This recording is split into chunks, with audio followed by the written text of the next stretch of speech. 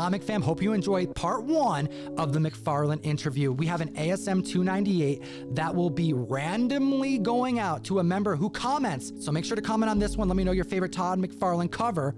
Hit the like and the subscribe button and enjoy the video.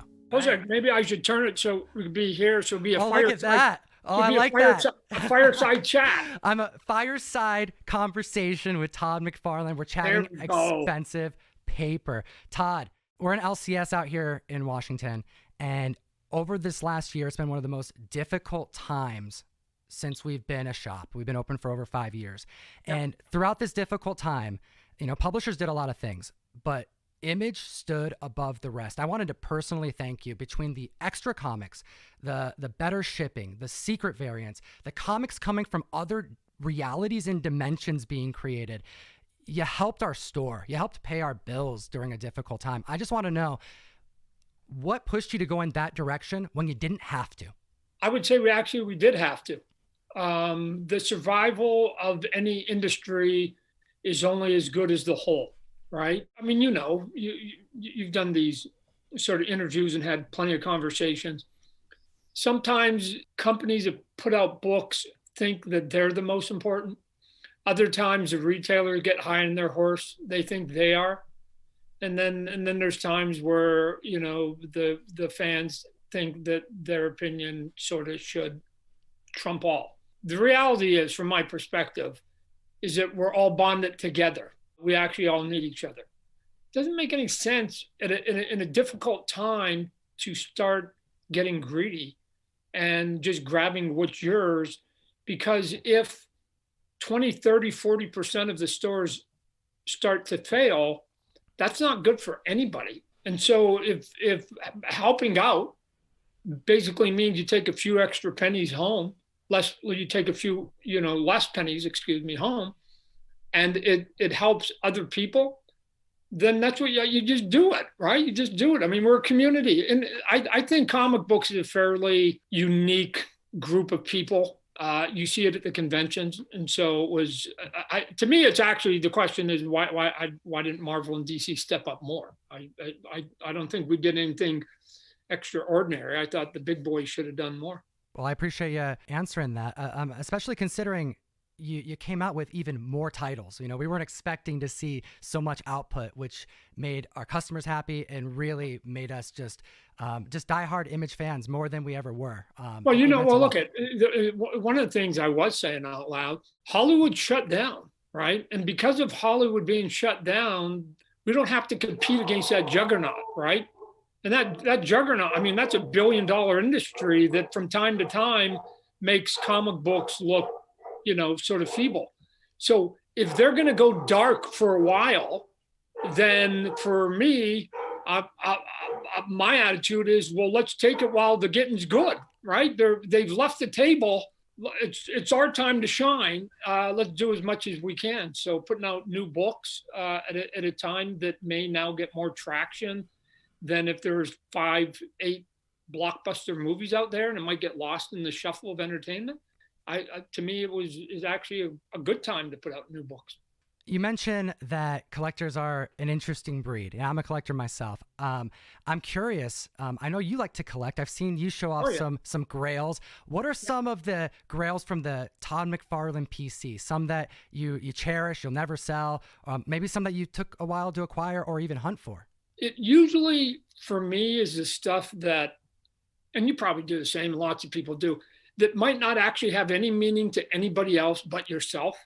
You know, that, like, it's that one that you go, man, when I was 12, that was the first issue I ever had. Like, and even though it's dog-eared and it's only in a 25-cent bin, it's more of like, oh my God, I had that book 15 years ago. I got to grab it again. There are certain books that every time I see them, I grab them. Any off the dome? Any that you can think of? Well, one of them is, although it's starting to get expensive now. I used to grab it all the time. It was an Avengers annual that Michael Golden did.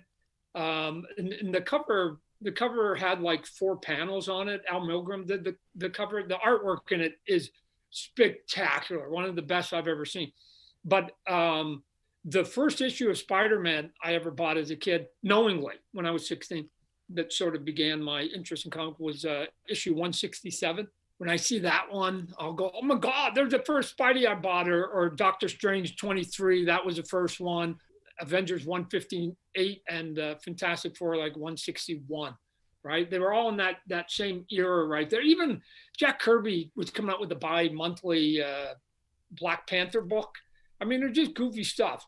Tomb of Dracula is one of my all-time favorites. I actually just secured my first copy of Tomb of Dracula 1, and I'm so excited. Yeah, I'm a big Bronze Age horror fan, but I digress, because I would love to take you back to like 1985. Coyote issue 11. Yet another new name to conjure with. Todd McFarlane on pencils. 2 issues later on issue 13, a shout out from about the interior work done. You're on the cover for the first time. Although small, still counts. Can you the hustle, the grind up until that point must have been insane, and then totally changed at that moment. Can you walk me through that time of your life and what that was like? I was going to college at that time, so I was on a baseball scholarship. I was a senior at that point, working at a comic shop in Spokane, Washington. I was also doing my samples at night and sending them off. I finally get the first yes after years of rejection, and it was for, again, the book you're talking about, Steve Englehart's Coyote, which at that point was coming out from the Epic line from Marvel, which was this sort of quasi half creator-owned sort of weird hybrid. And I wasn't even doing Coyote. It was like the backup in Coyote. So you had this, obscure sort of line of books. Here's an obscure book, and I don't even get to even do the obscure character. I have to do the backup. I mean, it is literally the equivalent of starting in the mailroom. When you're trying to break in, it was a good day. I'm going to get to draw comic books. Interestingly, the first thing I drew was Coyote 12. Oh, okay. So I drew Coyote 12. I handed it in. It was the Scorpio Rose pages. And then they looked at it and they went, man, we really like this.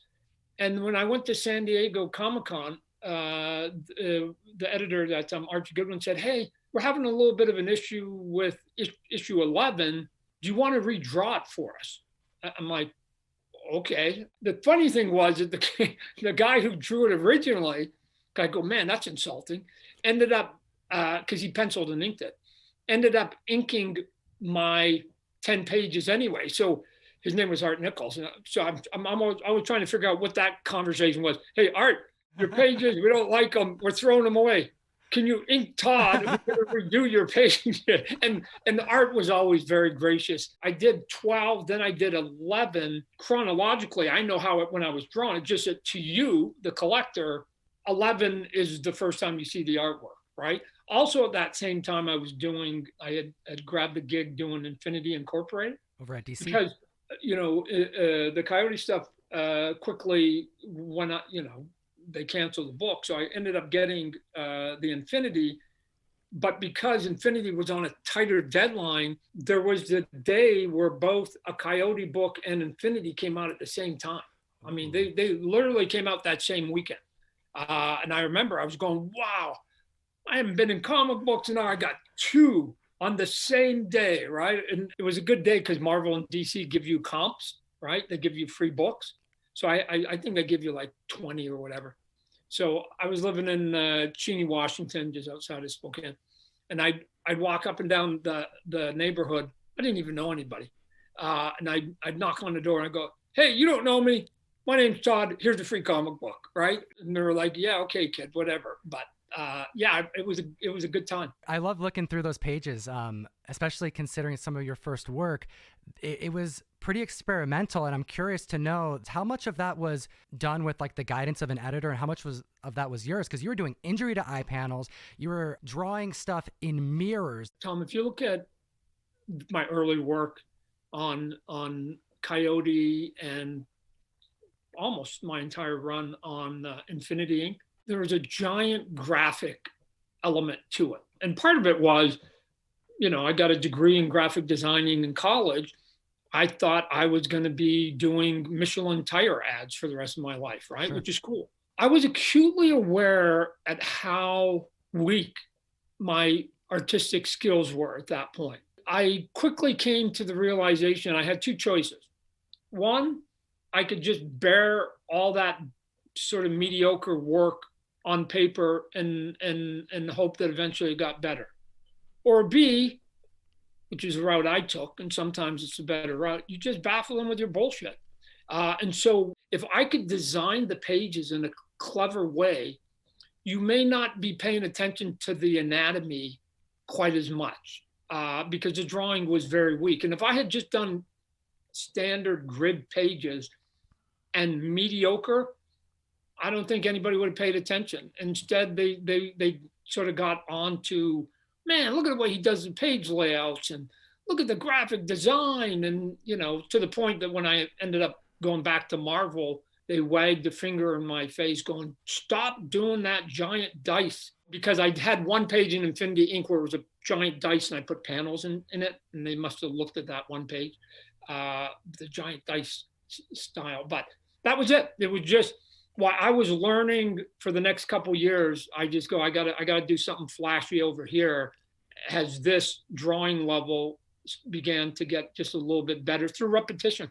Amazing. That's what I think about when I go through those pages. I have a handful of high grade copies, and I can kind of see it. I felt like you're grind up into this point, this poured out into the pages with a full pinup in some of your first work. It's all good stuff. Comic fam, hope you enjoyed that interview. Hit the subscribe button because we have other parts coming very soon. And I want to remind you to be following the Golden Age Guru on Instagram. This Saturday, I'm going to be doing a claim sale with Comic Pops and the Guru. And I think the Guru's going Sunday as well. You got to be following his Instagram. We'll see you live over there. Have a great week.